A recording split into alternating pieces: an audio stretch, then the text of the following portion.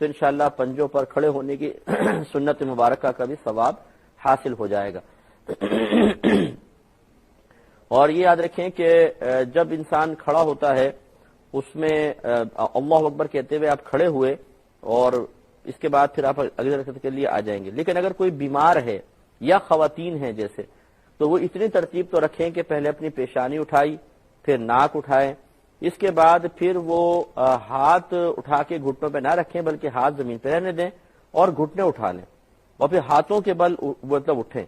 اسے بعد خود چھوٹے بچے اس طرح ہاتھ رکھ کے گھٹنے ہٹا لیتے ہیں، اس میں یہ ہے کہ ہاتھوں پہ ذرا طاقت آ جاتی ہے، گھٹنے بعض وقت کمزور ہوتے ہیں، وزن برداشت نہیں کر رہے ہوتے، تو اس طریقے سے اٹھ سکتے ہیں۔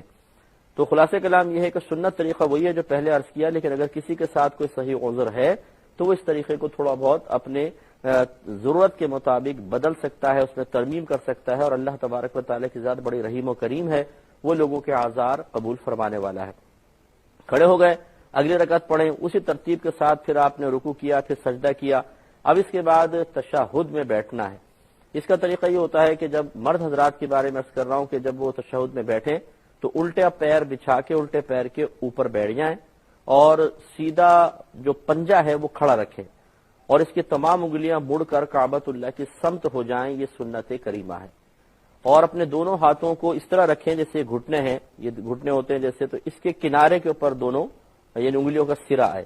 یہ بالکل نیچے نہ لے جائیں، بہت ہی پیچھے نہ رکھیں۔ مستحب ہے کہ گھٹنوں کے کنارے پر دونوں اپنے ہاتھ ہوں، انگلیاں اپنی حالت پہ چھوڑ دیں، نہ بہت ملائیے نہ بہت زیادہ کھولیں،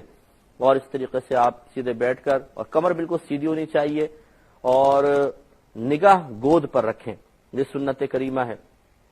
اس کے بعد پھر التحیات پڑھیں گے، پھر درود ابراہیمی پڑھیں گے، پھر دعا پڑھیں گے اور پھر سلام پھیریں گے۔ تو جب تک اب تشہد جب پڑھ رہے ہوتے ہیں تو پھر ہم انگلی اٹھاتے ہیں تو اشہد اللہ پہ انگلی اٹھائیں گے اور الا اللہ پہ گرائیں گے۔ اس کے ہاتھ باندھنے کا طریقہ یہ ہوتا ہے کہ جو آخری کی دو انگلیاں ہیں اسے آپ ہتھیلی سے ملا لیں اس طریقے سے، اور یہ انگوٹھا اور 20 کی انگلی اس کا ایک حلقہ بنا لیں، اور پھر یہ اللہ اکبر اشہد اللہ الہ پہ انگلی اٹھائیے اور الا اللہ پہ گرائیں۔ اور مستحب اور سنت یہ ہے کہ فوراً پھر ہاتھ کو کھول دیا جائے، مٹھی بند نہ رکھی جائے۔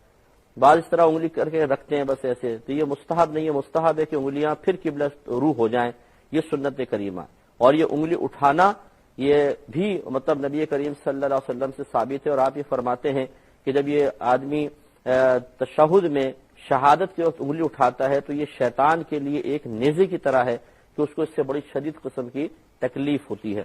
لیکن یوں نہیں کرنا چاہیے، بعد اٹھا کے یوں ہلاتے رہتے انگلی، یہ صحیح نہیں ہے۔ بس آپ نے ایک دفعہ اٹھائی، اشہد اللہ الہ پہ اٹھائیں، الا اللہ پہ گرائیں اور ہاتھ کو کھول دیں، یہی سنت مبارکہ ہے، مستحب طریقہ یہی ہے۔ جب سلام پھیریں تو بہنیں کس طرح بیٹھیں گی، یا کوئی جو بیچارہ معذور ہے، کمزور آدمی ہے، تو بہنیں تورک کریں۔ تورک کا مطلب ہوتا ہے کہ اپنے لیفٹ پہلو پر ٹیک لگانا اور دونوں پیر ایک طرف نکال دینا۔ تو بہنیں دونوں پیر ایک طرف نکال کر بیٹھے ویسے ہی گھٹنا موڑ کر دونوں پیر ایک طرف نکالیں اور اپنے دونوں ہاتھ اپنے گھٹنوں پہ رکھیں، اور زیادہ آگے نہ کریں بلکہ یہ ملا کر سمٹ کے کریں، اور اسی طریقے سے پھر یہ بھی تشہد وغیرہ پڑھیں۔ آخر میں جب سلام پھیرنا ہوتا ہے تو السلام علیکم ورحمۃ اللہ کہیں گے، اور سیدھی جانب کندھے کو دیکھنا سنت کریمہ ہے، اور اسی طرح الٹی جانب بھی۔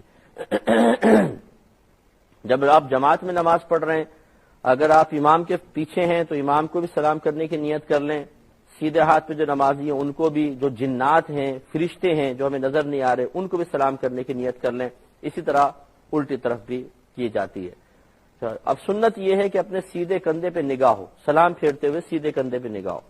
بعض ہمارے بھائی پوری صف کو دیکھتے ہیں، وہ آگے نکل جائیں گے، ادھر کو دیکھیں گے ادھر کو دیکھیں گے، تو اتنے آگے نکلنے کی حاجت نہیں ہے، اور تو سنت کے مطابق بس اپنے کندھوں کو دیکھیں، سنت انشاءاللہ ادا ہو جائے گی۔